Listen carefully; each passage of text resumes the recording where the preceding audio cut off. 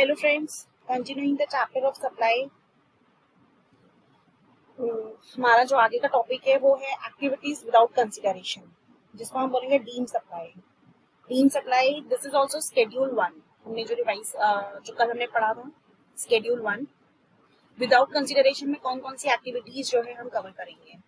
तो first activities है इसमें परमानेंट ट्रांसफर और disposal of business assets where ITC has been availed on such assets. मतलब permanent transfer of assets हो रहा है, ठीक है, और उस पे हमने इनपुट ले रखा है, इनपुट क्रेडिट, तो उसको हम मान लेंगे कि ये डीम्ड सप्लाई है even if it is without consideration. अगर वो विदाउट कंसिडरेशन भी है तब भी हम उसे डीम्ड सप्लाई मानेंगे. तो 3 कंडीशंस हैं. आपका ट्रांसफर होना चाहिए ऑफ एसेट्स या बिजनेस. जो हमने ट्रांसफर किया है ट्रांसफर शुड बी परमानेंट, ठीक है. एंड थर्ड कंडीशन ये है कि हमने आईटीसी ले रखा हो, इनपुट टैक्स क्रेडिट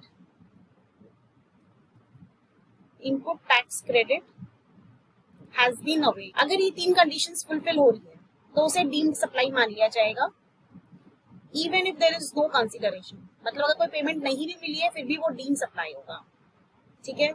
अच्छा, आईटीसी में ना 2 चीजें होती हैं. एक होता है कि अगर ब्लॉक है, बाई चांस मोटर व्हीकल है, सपोज करो motor vehicle is block under section 17(5), ठीक है. तो अगर वो ब्लॉक की कैटेगरी में आ रहा है वो असेट, तो उसको जो है ये स्केड्यूल 1 में डीम सप्लाई में फॉल नहीं करेगा. या फिर जो बिजनेस था उसने जो है उसका आईटीसी, बिजनेस ने एलिजिबल था असेट बट स्टिल आईटीसी नहीं लिया, तब भी जो है वो डीम सप्लाई के डेफिनेशन में नहीं आएगा. तो आईटीसी बिजनेस ने अवेल किया हो, ये बहुत बड़ा कंडीशन है, ये ध्यान रखना इसमें, ठीक है. तो फर्स्ट जो है स्केड्यूल 1 का पैरा 1 यही बोलता है परमानेंट ट्रांसफर और disposal of business assets where ITC has been availed on such assets, ठीक है. ये हमने कंप्लीट कर लिया. सेकेंड है सप्लाई ऑफ गुड्स और सर्विसेज और बोथ बिटवीन रिलेटेड पर्सन और between distinct person as specified in section 25 when made in course of furtherance of business, provided that gifts not exceeding rupees 50,000 in value in a financial year by employer to an employee shall not be treated as supply of goods or services. इसको हम detail में समझते हैं कि क्या बोल रहा है. ये बोलने की ये प्रोविजन ये बोल रहा है कि if there is a transfer, understand, if there is a transfer, और वो भी कौन सा ट्रांसफर कि it is between related person के बीच में ट्रांसफर हो रहा है या फिर डिस्टिंक्ट पर्सन के बीच में ट्रांसफर हो रहा है. अभी डिस्टिंक्ट पर्सन क्या होता है पहले हम समझते हैं. रिलेटेड पर्सन क्या होता है, अरे यार वो समझ लेना, मैंने लाइन खींचने के लिए वो लाइन दो. Who is the director, a person who is the director in the company, legally recognized partner means partner है ऑन पेपर्स, एम्प्लॉयर और employee, a person who controls या होल्ड्स शेयर मोर देन 25%, वो भी related person हुआ.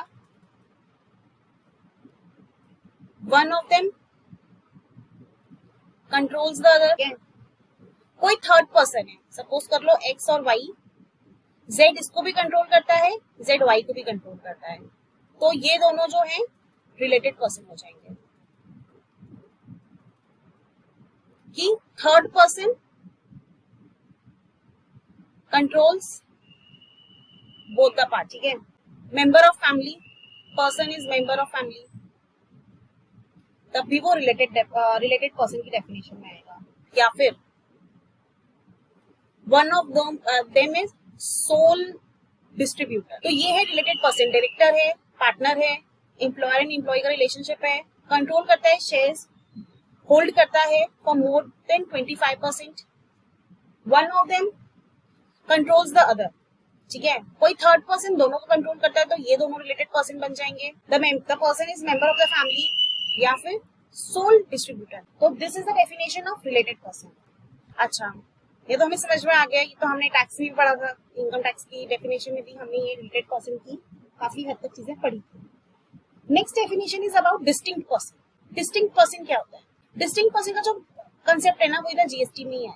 Actually होता क्या है ना जीएसटी में कि सपोज कर लो कोई सेलर है, ठीक है ना, उसका लखनऊ में शॉप है, ठीक है, यहाँ पे इसने जीएसटी रजिस्ट्रेशन ले रखा। अच्छा, यही सेलर है, उसका एक शॉप जो है मुंबई में भी है, वहां पे भी उसने जीएसटी रजिस्ट्रेशन ले रखा होगा, because it is pan based, और बस जो आपका स्टेट का कोड होता है वो चेंज होता है उसमें, ठीक है। अब ये दोनों, the shop in Lucknow and the shop in Mumbai are distinct because ये डिफरेंट स्टेट्स में है। देखो, ये यूपी में है और ये महाराष्ट्र में। पर्सन एक ही है। सपोज कर लो कि इधर भी XYZ लिमिटेड था, इधर भी XYZ लिमिटेड ही है, कंपनी का नाम है same, understand, but GST registration क्या बोलते हैं ना, जीएसटी एक्ट क्या बोलते हैं ना कि if you are having business in different states तो आपको डिफरेंट कोड्स लेने हैं जीएसटी रजिस्ट्रेशन के, ठीक है। तो आपको रजिस्ट्रेशन यूपी में भी करवाना पड़ेगा, आपको रजिस्ट्रेशन महाराष्ट्र में भी करवाना, और ये दोनों जब आपस में ट्रेड करेंगे तो ठीक है, पैसे लेंगे क्या एक दूसरे से? नहीं लेंगे, बट इसको डीम सप्लाई माना जाएगा because the goods are move from one state to other state. Okay, अच्छा, इसका एक और एग्जांपल है। सपोज कर लो सेलर जो है लखनऊ का है, ठीक है, एंड वो जो है इधर उसकी फैक्ट्री है, ठीक है। सेलर की शॉप जो है ना वो नोएडा में है, वो यहाँ से सामान बनाता है और नोएडा के शोरूम में भेजता है, ठीक है। अब ये कहने के लिए डिस्टिंक्ट पर्सन है, बट इसे सप्लाई नहीं माना जाएगा, तो इसलिए ये जो है डिस्टिंक्ट पर्सन की डेफिनेशन में भी नहीं है। क्यों? बिकॉज जो रजिस्ट्रेशन का नंबर यहाँ पे होगा, नोएडा में भी तो यूपी में ही है ना, तो दिस इज नॉट सप्लाई, ये डीम्ड सप्लाई की डेफिनेशन भी नहीं आएगा। इधर ट्रांजेक्शन जरूर होगी, the goods are sent from Lucknow to Noida, but there is, एक तो ये डिफरेंट पर्सन नहीं है एज पर जीएसटी एक्ट, ये डिफरेंट पर्सन नहीं है, ठीक है। तो इसकी वजह से यहाँ पे सप्लाई का कंसेप्ट ही नहीं लगेगा। ये भी XYZ लिमिटेड है और ये भी XYZ लिमिटेड है, ये डिफरेंट एंटिटीज नहीं है, ये ध्यान रखना। यहाँ पे ये सेम एंटिटी थी, बट क्योंकि हमारे स्टेट्स अलग हो रहे थे, इसकी वजह से जो है यहाँ पे डिस्टिंक्ट पर्सन की डेफिनेशन आ रही थी। अच्छा, एक और चीज, सपोज करो XYZ है, ठीक है, यहाँ पे उसका क्लोथ्स का शोरूम है। अब इधर जो है समवेयर इन देहरादून, ठीक है, यहाँ पे इसका लिकर का शोरूम है। अब अगर इन दोनों के बीच में अगर ट्रांजेक्शन होगा ना तो उसे बोला जाएगा डिस्टिंक्ट एस्टैब्लिशमेंट। ये सपोज कर लो ये मुंबई में, बिकॉज यहाँ पे फिर स्टेट चेंज हुआ, this is Maharashtra and this is Uttarakhand. तो जब सेम कंपनी होती है या सेम रजिस्ट्रेशन नंबर के अंडर में दो डिफरेंट स्टेट्स में जो है ट्रांजेक्शन्स हो रहे होते हैं, ठीक है, तो उसे डिस्टिंक्ट पर्सन का नाम दिया जाता है। ओके, सपोज कर लो एक और चीज, मिस्टर एक्स है, ये प्रोप्राइटर है, और मिस्टर एक्स की ही एक और कंपनी है, ठीक है, which is not into the same category. Suppose करो ये जो है क्लोथ्स का है and this is for restaurant, but these are in same state, ठीक है, और इन दोनों के बीच में ट्रांजेक्शन होता है, तो क्या होगा? दीज आर रिलेटेड, ये तो रिलेटेड हो गया ना मिस्टर एक्स की वजह से। You are understanding my point? ये रिलेटेड हो गया, ठीक है, तो इसे डीम सप्लाई मान लिया जाएगा।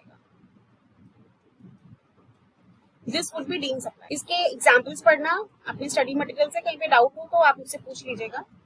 बहुत इजी कंसेप्ट है, but you need to understand it very closely, because जरा से में कंफ्यूज होने वाली बातें होती हैं, ठीक है।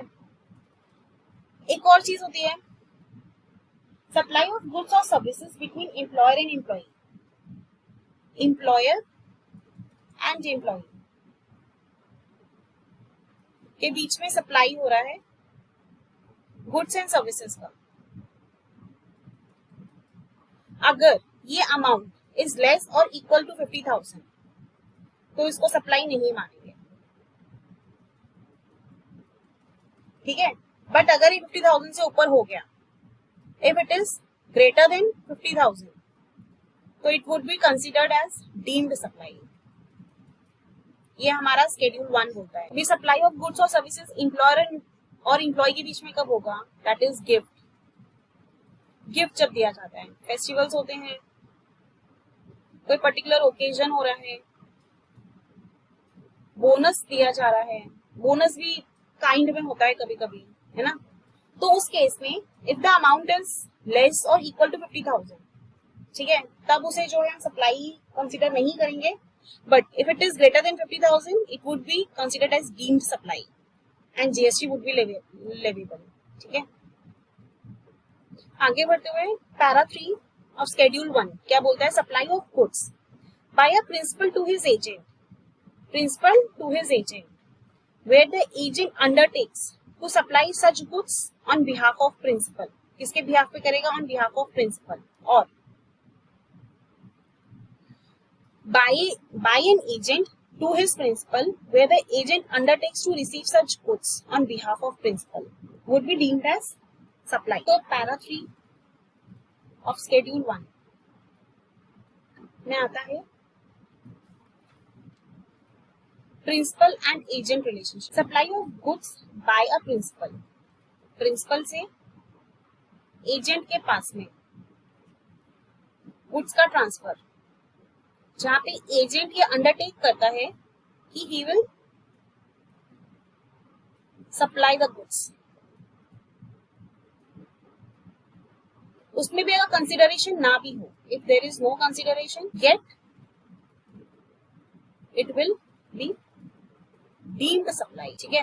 अच्छा, इसमें ना एक चीज बहुत इजीली, एक चीज याद रखना, इनवॉइस किसके नाम पे इशू हो रही है, the person whose name is there on invoice, agent के नाम इशू हो रही है या प्रिंसिपल के नाम से इशू हो रही है, ठीक है। तो हमें ये चीज समझ में आ जाएगी कि ये पैरा 3 ऑफ शेड्यूल 1 में फॉल करेगा कि नहीं करेगा ये केस। अगर एजेंट अपने नाम पे इनवॉइस इशू कर रहा है, ठीक है, invoice issue in the name of agent, आंख बंद करके बोल देना ये पैरा 3 शेड्यूल 1 का केस है, ठीक है। बट कोई भी ऐसा केस सिनेरियो आ रहा है जहां पे invoice is at the name of principal, ठीक है, प्रिंसिपल के नाम पे जहां आपने देख लिया कि इनवॉइस इशू हो रही है, तो it is not the case of para 3 schedule 1। Schedule 1 का केस ये नहीं है, ये चीज ध्यान रखना, ठीक है। इसका सबसे इजीएस्ट वे यही है पता करने का कि इनवॉइस किसके नाम पे इशू होती है, दैट्स इट। बिकॉज एजेंट अगर अंडरटेक कर रहा है, एजेंट पहले खुद पोजीशन ले रहा है कि वो सिर्फ बीच में एज अ इंटरमीडिएटर काम कर रहा है and the invoice is issued at the name of principal only. अगर प्रिंसिपल के नाम से ही इनवॉइस इशू हो रहा है तो it is clear cut not the case of para 3 schedule 1। हाँ, अगर एजेंट के नाम पे अगर इनवॉइस इशू हो रही है तो it is the clear case of para 3 schedule 1। अच्छा, इसमें ना एक चीज और आई थी, इसमें एक अमेंडमेंट आई थी, इस अटेम्प्ट की नहीं है वो अमेंडमेंट, बट स्टिल थोड़ा सा इंटरेस्टिंग चीज है, तो I would really like to say कि सुन लो इसे। एक आया था केस, ऐसे क्लेरिफिकेशन आई थी कि डेल क्रेडिट एजेंट्स होते हैं, ठीक है, इनको हम डीसीएस भी बोलते हैं। ये ना इंडस्ट्री में होते हैं एंड इनका क्या काम होता है ना, ये सेलर एंड बायर को मिलाते हैं, ठीक है। अब सेलर किसी को तो उठा के दे नहीं सकता है क्रेडिट पे गुड, या फिर सेल ऑन अप्रूवल बेसिस पे दे नहीं सकता है, उसको ट्रस्ट नहीं होता है ना, पता नहीं पैसा आया कि नहीं आया। तो ये डीसीए क्या रोल प्ले करता है ना, ये इसको एक काइंड ऑफ इंश्योरेंस दे देता है कि विद इन 90 डेज पेमेंट हो जाएगी। अदरवाइज ये जो एजेंट है ना, ये सेलर को पैसा दे देगा, ठीक है। वो उसका फिर बायर के साथ में सेटिंग होता है कि वो इंटरेस्ट लेगा उससे, है ना, पेनल्टी लेगा, जो भी लेगा। बट सेलर बायर को गुड्स तभी देता, कहीं कहीं पे कोई कोई इंडस्ट्री में इतना रिस्क रहता है कि डीसीए इन्वॉल्व रहता है, ठीक है।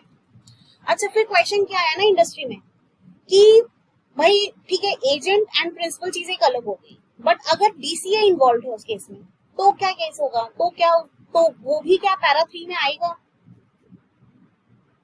क्या वो भी पैरा 3 में आएगा? तो उसमें भी एक सिंपल सी चीज याद रखना, इनवॉइस किसके नाम पे इशू हो रही है, invoice is issued by supplier to the buyer, ठीक है। तो उसमें सप्लायर का जीएसटी नंबर होगा और बायर का जीएसटी नंबर होगा। और invoice is issued in the name of DCA to buyer. अगर डीसीए का नाम है और इसका जीएसटी नंबर आ रहा है तो ऑब्वियसली ये पैरा 3 का केस हो गया ऑफ शेड्यूल 1, एंड ये डीसीए एंड सप्लायर के बीच में ये डीम्ड सप्लाई हो जाएगा। I hope you understood this thing कि agent and principal, DCA and principal, इनके बीच में जो है रिलेशनशिप कैसे हमें एस्टैब्लिश करना। Our para 4 for schedule 1 is towards import of services by a person from related person or from any of other establishment outside India in course of furtherance of business. Importation of services हमने 7(1)B में भी पढ़ा था ना, कि whether it is in furtherance of business or not, it would be considered as supply, ठीक है। But अब इधर क्या बोल रहे हैं, ये बोल रहे हैं कि इंपोर्टेशन ऑफ सर्विसेज है, ठीक है, फ्रॉम रिलेटेड पर्सन है, फॉर फर्दरेंस ऑफ बिजनेस है, कंडीशंस देखते जाना ना, for furtherance but without consideration. तो इस कंडीशन को हम बोलेंगे डीम्ड सप्लाई, ठीक है। ये बोल रहा है पैरा 4 ऑफ शेड्यूल 1, समझना। हमने 7(1)B में क्या पढ़ा था, इंपोर्टेशन ऑफ सर्विसेज पे। इंपोर्टेशन ऑफ सर्विसेज वेदर और not in furtherance of business, ठीक है, will be deemed as supply. मतलब अगर उसने बिजनेस के लिए लिया है या फिर वो सर्विसेज पर्सनल सर्विसेज के लिए ली है, पर्सनल यूटिलाइजेशन के लिए ली है, it would be considered as supply, ठीक है। तो अब इन दोनों में डिफरेंस कहाँ आया, इधर कंसिडरेशन इन्वॉल्व था, ठीक है। यहाँ पे क्या बोल रहा है, अगर रिलेटेड पर्सन है और विदाउट कंसिडरेशन, विदाउट कंसिडरेशन, यहाँ पे कंसिडरेशन इन्वॉल्व था, ठीक है। यहाँ पे ये बोल रहे हैं विदाउट कंसिडरेशन है, तब भी उसे डीम सप्लाई मानेंगे। कंडीशन क्या है, रिलेटेड पर्सन। इसका प्रोविजन पढ़ना है एक बार बुक से, और कहीं भी कोई कंफ्यूजन हो तो you can connect with me at my telegram group. Next video हमारा होगा about transactions to be treated as supply of goods और सर्विसेज एंड नेगेटिव लिस्ट के बारे में, ठीक है फ्रेंड्स। तब तक बाय, टेक केयर।